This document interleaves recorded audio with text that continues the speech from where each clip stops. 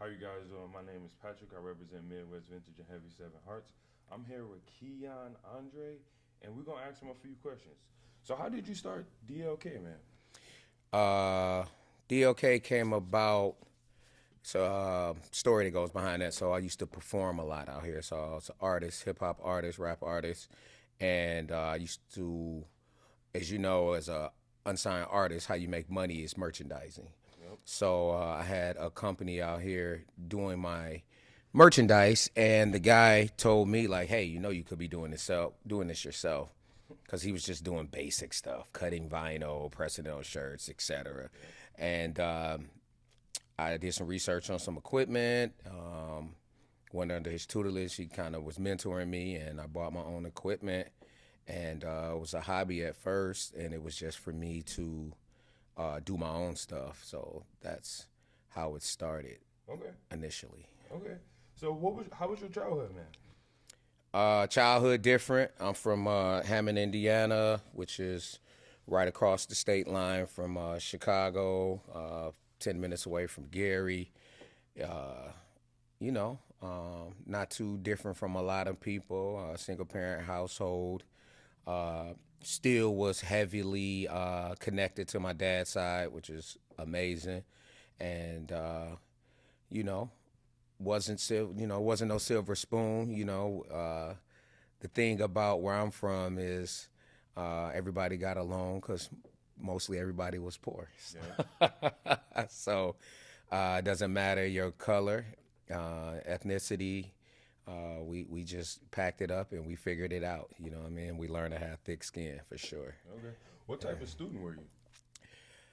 Uh, Not the best student. Didn't take school too serious. Um, too much clowning, I would say. Definitely had a skill set. Just didn't really like school that much as far as academics, and we moved around a lot, so it was hard for me to kind of really just get in tune. Like my elementary, middle school was kind of the same. I moved away from sixth grade, came back, then I moved, out here when I was almost a junior. No. So I just moved around a lot, you know what I mean? So, and what I did learn is when you move to different places, the education is different. So where I come from, you might, be at an eighth grade level, but then you move out here to Sun Prairie and you might be at a sixth grade level. You Yep. know what I mean? Yep. So um, I love school. I love my peers, but academics is not something that I would say I excelled at. I was more of a creative mind. I think that's why I like music and art more. Okay. So, Yeah. what was that? What you were known for in high school and middle school type? Yay and nay. Okay. No, I love sports, Yep. but I was short. Okay. But I love basketball. Shout Okay. out to everybody that I didn't put the on. You know what I mean? But I love sports. So I was known for playing basketball. My cousins and they were really good. They were way better. But yeah, shout out to Patisse Haywood, Keith Heron, uh, Jermaine Boyette for sure, and all the rest of my squad. But so sports and music. Okay. I think I started gravitating towards music early, and I think that's kind of known for that. Like, what job or what were you like looking to do when you were younger? Like, what was your dreams to be? It's a great question. In my small bubble, I wanted to play basketball, but when I came out here and it was different, you know what I'm saying? So, like I said, where I'm from, everybody just got along and got into it because if you were good, then you played. But then when I came out here, you learned about what is it called when the parents donate? Uh, Oh, uh, uh, uh, I definitely get what you're saying.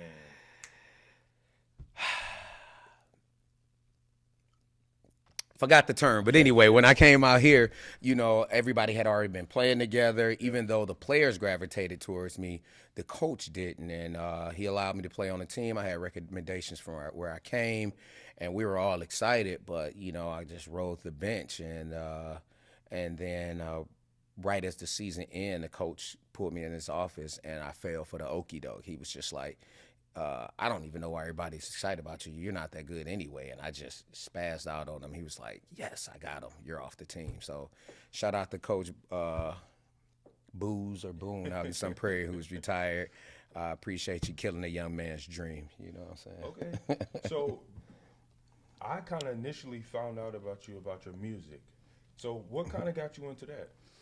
So before I came out here, I was doing a lot of music with family members um, and friends out in Indiana. We were collaborating, and it was we thought we were, Dog Pound, and you know what I'm saying. We thought we was Mobb Deep. We thought those were our competition. So I used to just be in my room freestyling and writing and rapping over the other people's beats, and I just gravitated to it. I loved it. I felt like I had a persona, a boisterous persona, and a voice that if I did it properly, it would resonate with other people. So as I met up with when I was really young, I met up with like Greg Dobie, Jinx out here, and Regime, and all those guys, and just everybody that was out here doing music. Shout out to Devontae and just all the artists that was going crazy in the early 2000s and stuff like that. And we were killing it, man. Shout out to G Knowledge, one of the promoters out here, and just all the DJs that was going crazy.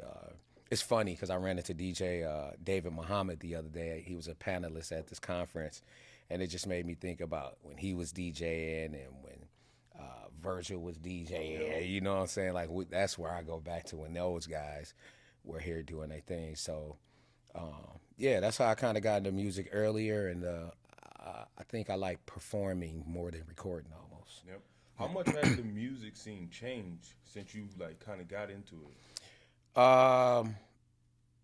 That's a great question. So I'm not really in the loop here. It just doesn't seem as big to me. It doesn't seem as largely accepted. Like we would go and rock out and you can't even get in the building. You know what I'm saying?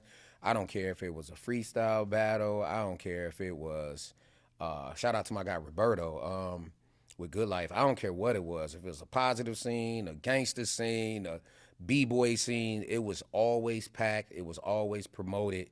And I'm not going to say it was always love, but we always showed up and there was respect. And, there were small beefs and stuff like that, but it wasn't like, you know what I'm saying, you getting shot in the face because you just, you know what I'm saying, over a couple bars, you know what I'm saying. There wasn't that much pride and ego, but it was definitely some pride in it. And, we all wanted to show our skill set. So I would say that, you know what I'm saying, we was always allowed in venues. Not always, but we were allowed in venues and we was allowed to do our thing. And when we did it, it was always packed. I used to throw parties in the tornado room, the bottom of the tornado room. I can't even remember what it's called anymore. But every week, and it was packed. Every time we threw events out here, it was packed. Yeah. So what is holding the music scene back now? Because it's not a real scene anymore at all. I don't know. I would say a lot of people not really in tune. Like I can't even tell you who are the mid-20, early 30 artists, early 2019 artists that's popping. I'm not even in the loop. None of their songs are popping. I don't really hear them. I don't really see them. So I don't know how people are pushing. I don't think. So we had it different back then. You had to show up and be seen. So I don't know if it's just people are relying too much on social media and the internet and stuff like that, which is cool because you can drop a song and it can be heard nationwide depending on your push and how much money you putting behind it. But, if your city really not behind you, sometimes that could be a hindrance too. You know what I'm saying? Like who's supporting you, who really pushing you, you know what I mean? So why the name DLK? Great question. That's my kids' initials. So DLK is my Y. So Deja, Lyric, Lauren, Cadence, Caleb. Those are my children, and those are my Y. So when I get up in the morning, the days that I don't feel like getting to it, this is my Y, my kids. Okay, you got to get up. They got to see that there's no quit in it, and you got to figure out how to execute. And so, yeah, DLK Printing. What is something you wish you knew when starting the business? How to structure a business properly. hiring the right staff, uh, understanding the thin line between employer and friend, uh, the importance of structuring your business and being on top of your taxes, Yeah. um, and just having that internal structure so that your business has the right flow so you can be efficient and reduce waste and just just having the things in place so that when you do hire employees they have the proper training, so like I said, the business, there's no hiccups, you just continue to flow and you can be efficient and just reducing waste. Yeah. Yeah. So, what is the battle of you pushing your brand, Keon Andre, and you establishing a foundation for DLK? That's been a tough battle, right? So I think what I have planned now is going to help me in the future. But I think, so like I said, I started DLK printing really to push Keon Andre, right? Yep. And as the business grew, having time to push Keon Andre kind of got pushed on the back burner, right? So if it's 24 hours in a day. If I'm spending 12 hours on DLK printing, I gotta sleep somewhere in there. So there's at least 5 hours, right? Let's even say 6, so that's 18. I have a family too, so how much time do I have to put in with them? I can't neglect them. So I think just the thin line or the battle between working on everybody else's brands and businesses and bringing their visions to life kind of pushed Keon Andre to the back burner. But I'm excited to where things are headed now because I'm in a space where my business internally we're building a structure to where it can be more efficient. We're not doing double, triple work, and I'm now going to be able to step back into the realm of working on my brand. I'm excited to be, going back to conferences and meeting vendors and just learning. That's the thing I think I got away from, was learning and sourcing garments and different things like that, and meet different people and just brainstorming. So I'm excited to start going back to conferences and going back to garment districts and just meeting people and learning, kind of like we was talking about, Brenna. Yeah, and that's the part I missed. I think I was so excited in the beginning because I used to go to Cali all the time, and I used to just live in the garment district, you know what I mean? And I used to learn so much, and I used to always want the stuff they had, and now I have it. So now what's the excuse, right? Yep. I got embroidery equipment. I got DTF equipment. I got screen printing equipment. You know what I mean? I got an in-house graphic designer. You know what I mean? I had the capability of putting out web stores. I have the capability of branding. I have the knowledge and the know-how.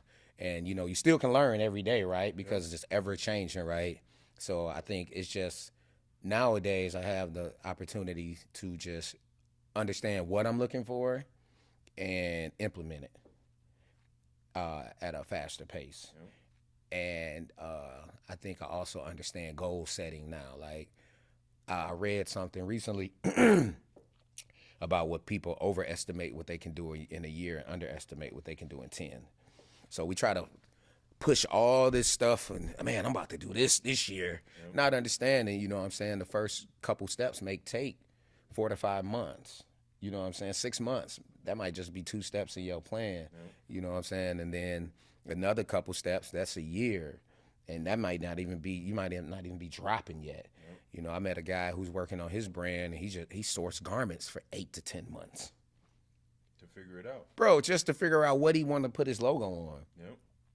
And then how he want to apply his logo took him another 6 to 8 months, and he's still fine tuning that. So just understanding, like, if nobody's even looking for what you're doing, it's okay not to rush it all the way down to packaging. You know what I'm saying? So that's the cool part, what I've been learning. I just thought, before, I'm just going to throw my logo on a Champion hoodie and we're going to collab, and that's cool. And it's like, nah, I want to Do it the right way. Oh man, all the way down to the tags and yeah.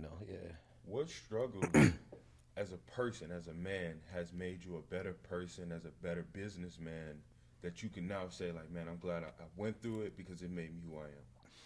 Uh, Several things, personal stuff and business stuff. Just dealing with my own struggles with vices and different things like that, and coming from that, like I had a real struggle. Like the K and DLK is my daughter Kaden. She passed away in 2011, so I had a real struggle that nobody really knew. Like I just numbed myself for almost a decade, and nobody really knew that. And just to be able to come from up under that and not even like really drinking anymore or don't even smoke or anything like that, and just having clarity. I understand, like, all because I was providing for my family. I really wasn't there. Like, you know what I'm saying? Like, so just having those conversations with my kids and understanding where we at and where we've been and where we're headed. And then just as a businessman, just like I said, learning that thin line between employer and friend and not teetering that line. As I learned a lot from my past employees that was there for a couple years about myself and how to be an employer and how to show your employees that you value them, and just what it takes to grow as a team. So I appreciate all the lessons. I don't have any L's in my life. They're all lessons, and we're gonna stack them up like we're gonna stack them W's up, and yeah, we headed to that next level. What has been your biggest influence in your life?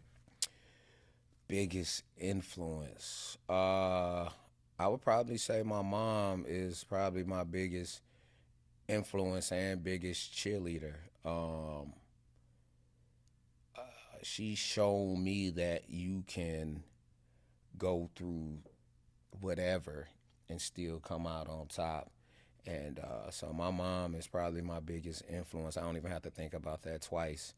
And she's also my biggest cheerleader. And I've sometimes when you grow up in a single parent household, it's so easy for you to take for granted the person that's providing, the person that's the disciplinary, because they have to wear all these hats, right? And you just like, man, you so tough on me. But they all, and then you also miss, sometimes those gems that they hitting you with, and then you be like, aha. You had those aha moments as you mature and you have your own kids, and you just like, okay, mama told me it'd be days like this. But she also told me stay prayed up and work hard, and and work smart, and you can achieve, whatever you put your mind to, for sure. What advice would you give to a younger Keon or someone that is trying to do something similar to what you're doing? Stay the course, educate yourself, stay focused. Uh, don't be a follower. You know what I'm saying? So stay focused, educate yourself, and believe in yourself. Man, fear is a dream killer, bro. You know what I'm saying? So just be fearless. Okay. So if an artist or even an athlete comes to you and they have a brand, how can you help them elevate their brand as being like, if they're like, man, I don't really have a lot of information on what I want to do or how I want to do it, but I just know I want to clothe the brand. How would you assist them? Great question. So at DLK Printing, first of all, we do screen printing, we do embroidery, we do full color DTF transfers that's supplied by heat, obviously vinyl. We do graphic design. We do branding. We can put you together a whole branding guide. So that's the thing about a lot of people. They want to do a clothing brand. They come in my shop and they be like, man, I want the next Yeezy. And I'd be like, bro, do you even know Yeezy invested to just, you know what I'm saying, come up with the color patent? You know what I'm saying, bro? Like, people see social media and they see these things and they think it's just easy as like, it can be easy if you do the research and you apply yourself and you have a plan. It can make it easier, but I don't think people understand investment it takes to actually do what they say they want to do. right? So, like I said, we also do branding as well. We can put together a whole branding guide for you here at my shop, and then we do promotional products. So we can put your logos, I don't care, on, custom water bottles, ink pen, lanyards, cutting boards, whatever. So, to answer your question, like right now, we're working with AJ Store. Shout out to the corner store, UW's shooting guard who transferred from St. John. So, we put together in collaboration with his marketing strategist. Shout out to Elisa and Mike and his parents. And, we came up with the concept, the corner store, because his highest percentage shot is from the corner. His last name Store. It just makes sense. Boom, the corner store. We put together the monogram for him. We made sure, his color schemes match with his images. And now we're able to take it to another level because, like I said, we do web stores also. So now we can push him on social media, all the platforms. We put together a whole store for him, so people can go to cornerstore.com and it takes them directly to a store. And, you can purchase garments. And what happens is when you purchase, we purchase the garments, we print the garments, we ship the garments. And what we do is run a report for anybody who have these web stores with us. Every 30 days, about a fifth week, we cutting you a check. So that's for anybody out there, artists, organizations, schools. We just did Lake Mills Fire Department the other day. Crazy, you know what I'm saying? We put it together. We put a stop clock on it, counting down. And within 3 weeks, they probably, I don't want to, say what they did, but they did an abundance of orders. And it was a great look. And the cool thing about these web stores, we give you our costs for one-offs. You add your own margins. So your demographic, right? If you want to add 20%, 50%, or mark stuff up 100%, that's your choice. You know what I'm saying? And we're going to do our part to make sure we excel. And we have people who just do stuff, within a month. But we also have people who have ongoing stores. So we do our best to try to give them some ideas. Hey, man, let's do it like an exclusive drop to push something to your store. Let's make sure we clean your store up seasonally. You know what I'm saying? So it makes sense when people go to your stuff. So I think that's been a huge part that we've implemented in the business for sure. With you being a minority brand and also a minority entrepreneur, has there been any struggles, or has it been a easy, like, not say easy, but has it been you've been progressing over time? This video is sponsored by Heavy 7 Hearts. Everything is one of one or exclusive. Our mission is to change the world one trend at a time. If you go to our website, you will see Proud to Pay. This item is for all of our customers that want to support us in our mission. Thank you guys, and we appreciate you. It's funny that you say that because probably got to be careful how I word this, but it was crazy because pre-pandemic is when I really started taking the business serious, right? So, like I said, it was a hobby. I was doing it in my house. Shout out to my bro, James Sutton. He has a business called Smart Cleaning Solutions. He was like, hey, man, come over here to my brick and mortar. Get this room in here. Let's take your business to it. Get out your basement. So we shared an office for a short period of time, and then he moved out, and I took over that by myself. And then the George Floyd stuff happened, pandemic, and everybody was I want to work with a black-owned business, and that's what they just were saying all the time. I was just like, man, work with me because I do quality work, not just because of my skin color. You know what I mean? So now, post-pandemic, George Floyd and kind of quiet down, and all that. I just want to work with the black business stuff has gone out the window. So I've seen things fluctuate in that manner. We know where we are. We're in Dane County, Wisconsin, one of the most how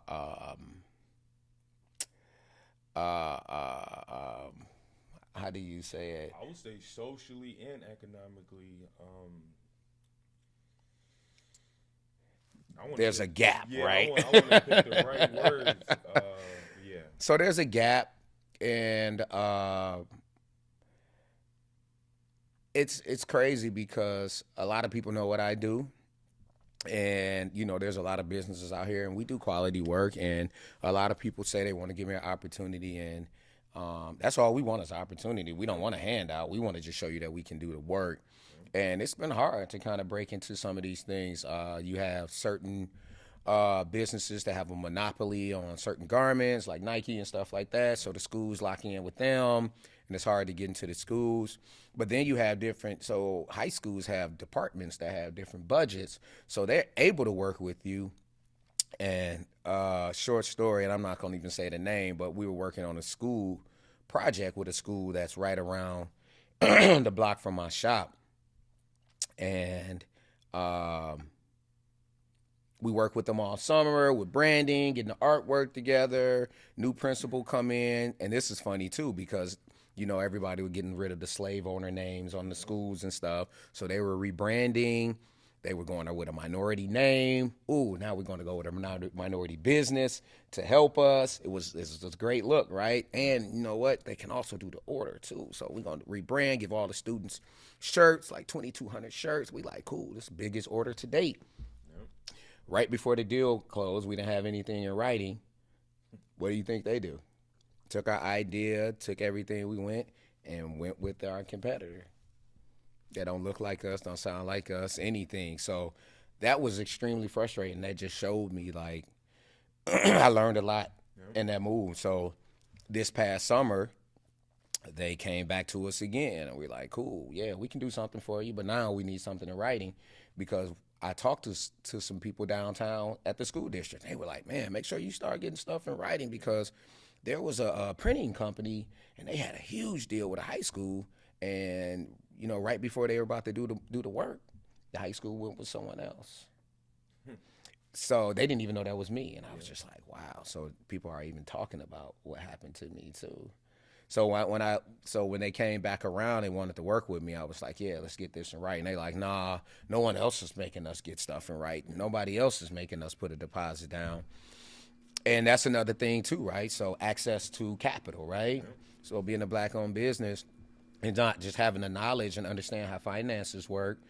Sometimes you don't have the access to capital or, have access with vendors, and now you don't be on a net 30 or a net 60 and everything is out of your pocket. So sometimes it's kind of harder to do these larger orders like, oh man, we want 500 tees or we want 1,000 t-shirts, you know what I mean? And it's just like, ooh, you know what I mean? I want to do it, but can I afford to do it? So luckily, I've learned to have better relationships with my vendors, and now I have a few vendors where I can order whatever now and be able to get those things done, and also bringing those services in house has helped me too. So I was outsourcing for screen printing for a while. I was outsourcing for embroidery for a while, and now being able to have them net 30 and net 60 accounts and being able to provide that service in house has helped us tremendously.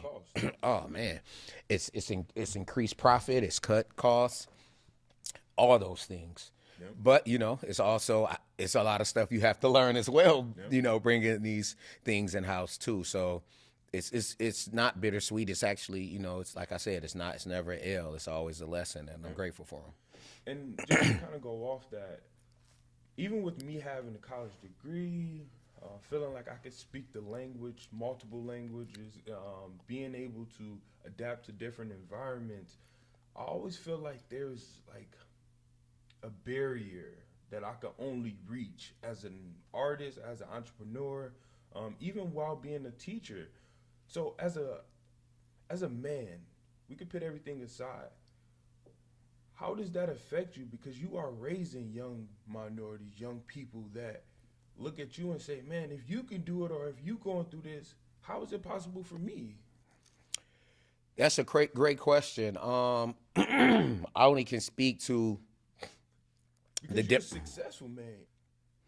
like I said, I think a lot of the things that I didn't do earlier on is affecting me now. But there's also some things that's like you're saying that's out of my control, right? Being able to get into these certain rooms, you know what I mean? I'm not on the golf course playing with these guys in these meetings, you know what I mean? There'd be a lot of lip service of people saying what they're gonna do, but the follow up is never there, and it's like, okay, after 6 weeks, am I gonna just keep calling you? You know what I'm saying? No, I'm gonna figure this out on my own.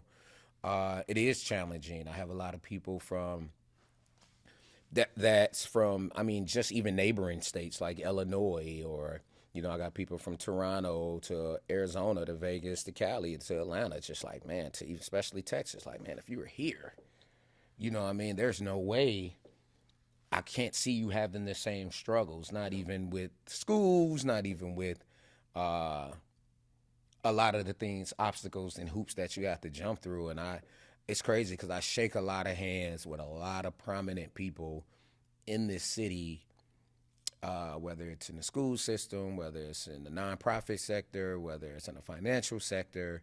And I don't know if I'm not asking the right questions.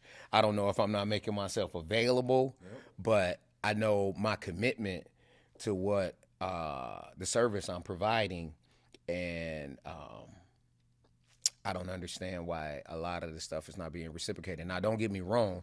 There are a lot of businesses that I work with that are repeat customers. So let's not get into it. I'm very grateful for everybody that rocks with me and gives me the opportunity to shine. But why are we having a similar struggle?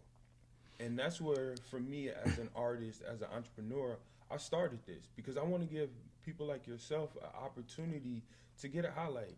I believe within our community, there's been a little bit of struggle because it's like you represent, or you may look like someone and they may not want to work with you, or whatever struggles that may be.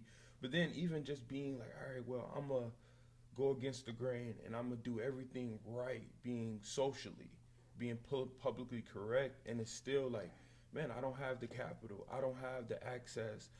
I'm still trying to figure out how to navigate through all of my struggles, but I'm still keeping a smile on my face. I'm still being positive. I'm still giving back. I'm still helping when I can, because you do help. You've helped me, and many times. And as a young designer, as a young artist, I'm always trying to figure out what's the next step, not just as an artist, but as a man. And so that's why with this, I wanted to talk to you because I really wanted to dive into your brain. And so with that, what skills or abilities do you have that separate you from some other artists or even entrepreneurs? Well, let's double back on what you were saying really quick.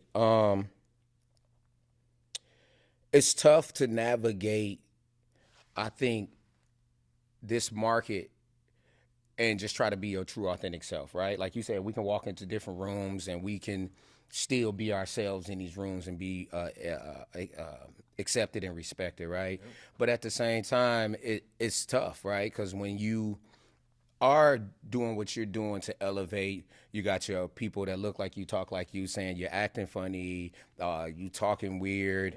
And one of the biggest obstacles I had to face initially was understanding my value, right? Like, I'm running a business, you know what I mean? Supporting me is not coming through my door and asking for a deal. You know what I'm saying? And that's what I think we as people have the biggest misconception of support. You know what I'm saying? Like, when they stand outside yesterday of every shoe store trying to grab these Jordans, yes, they didn't get a deal, but they went home with 10 pair of shoes. But when they come to our door, they want to cut into our margins. They want their stuff tomorrow. And if something is wrong with it and you're even willing to fix it, you maybe get bad mouth. They're going to say you're unprofessional. Yep. But they can get mistreated walking to any of these other businesses, and they're going to still have a smile on their face. They're not going to be disrespectful, and they're not going to ask for a deal. Yep. And that's the biggest, I think, misconception of support in our community. If you want to support me, the biggest thing you can do is, when I promote my business on social media or any platform, tell somebody about it or share it. It don't even cost you nothing. It costs you nothing. So when I see most people that look like me, talk like me, and have a business and they post something, sometimes I don't even read it. I know if they're advertising their business, share, like, comment, be engaged. If I have time, I will read it. I will be engaged. But I'm busy. I'm wearing plenty hats. I have a fiance. I run a business. I'm a father.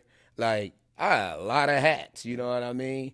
And sometimes I don't have time to read everything or reply or heart or like and do all this. You know what I'm saying? But that's the easiest thing I think we as a community need to understand to support is just push. So to answer your other question, Yep. as a you said as a man, just I just because really needed to touch on that. Yeah, no, I just think as of right now, I just want to know what skills, what abilities do you have that have helped you navigate through all that? Because that's like a little bit of a struggle, but you're still coming out You on the say that's a winning. skill set in itself, right? Yeah, like going through this, bro, as being obstacles. Like say for real, I'll get into me. Man, I'm selling in person, but online I'm not making sales. For the last 2 years, I've had to continue to push my brand with all of the struggles, but I keep a smile on my face. I still push my brand. I still create new products, but I'm not letting my adversity pull me down. So I think, like I said, my biggest influence was my mom. You know what I'm saying? So she always kept her head up and kept pushing, right? So I think I learned that skill to. I have so much sweat equity invested and money. I can't let this fall, right? You know what I mean? So now, I'm really almost 4 years in of really invested, and I feel like I've hit a glass ceiling. But so I called in some people to help me restructure things internally. So I'm excited. That's why I said for 2024 we really about to, what I'm saying, put some foots on some necks. How I've been able to navigate. I think just my true hustler instinct. You know what I'm saying? Like I have some real transferable skills that that's taught me how to sell. That's taught me how to market, and even like when I don't get the support from my peers, I go find an avenue to finance what I'm doing. And what people don't understand as a business owner, I mean, y'all watch these memes and y'all like them from like Dame Dash and all them. They're not lying, like bro. Like when you starting a business, don't expect to profit right away. You know what I'm saying? Especially if you're not working like other ethnicities. So a lot of other ethnicities, they might have their whole family structure working in their business. So all that money that I'm paying employees would still be under my roof if my family was helping me. You know what I'm saying? But my family, sometimes even with your family, they see you got a brick and mortar, you got a house, you got a vehicle. From the outside in, you got it. So yeah, I need it. And I need top dollar, even though I may come through and give you minimum wage effort. You know what I'm saying? Do you have a 2 year plan right now? I do. I do, and that's I've been putting that on paper as we speak. It's not finished, but by the end of this month, I think my next 3 to 5 years will be on paper, and I think that's something that I didn't have before to give me structure. So I'm currently working on a business plan. A lot of the things that was in my head as a business plans I've acquired, but now I'm kind of working from the finish on back now to put my new business plan into play to make sure I have the things that I need internally. That internal structure, man, is so important. You know what I'm saying? From them KPIs, them key performance indicators to your CRMs and internal databases and And that's terminology.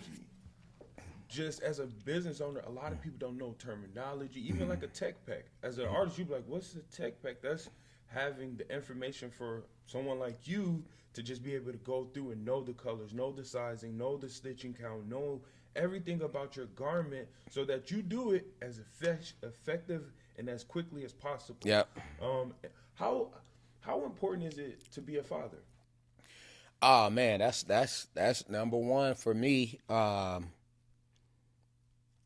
don't even want to badmouth nobody, but man, like I can't even really hang out with people with guys who don't take care of their kids, bro. Like that's a red flag for me right away. And it just seems like as I'm getting older, it's a lot of even this is about to take a turn, but it just seems like there's a lot of moms who's kind of jumping into that deadbeat realm, and that ain't to nobody personally or anything. I just see that, but being a father though it's important to me, man. Like DLK printing, you know what I mean? So And you always have your kids with you. my kids That's the are important part.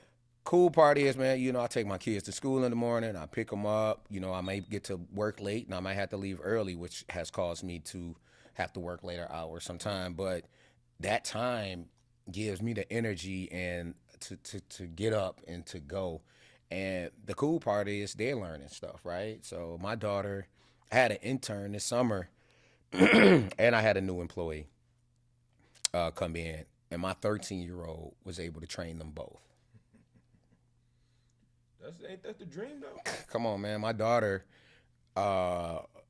next year when she's 14, obviously, I'm gonna take advantage of that. What is it, 13.6, 13.5, whatever they can make per year, and take half of that, invest that too, right? But my daughter will be able to run my shop from top to bottom, and just knowing that she could do that if she wanted to is cool, right? She picked up, man. It doesn't matter what it is: cutting vinyl, creating invoices, logo placements, embroidery, reading the work order efficiency, understanding top to bottom what this work order is, what these mocks are, and showing someone else how to do it the right way.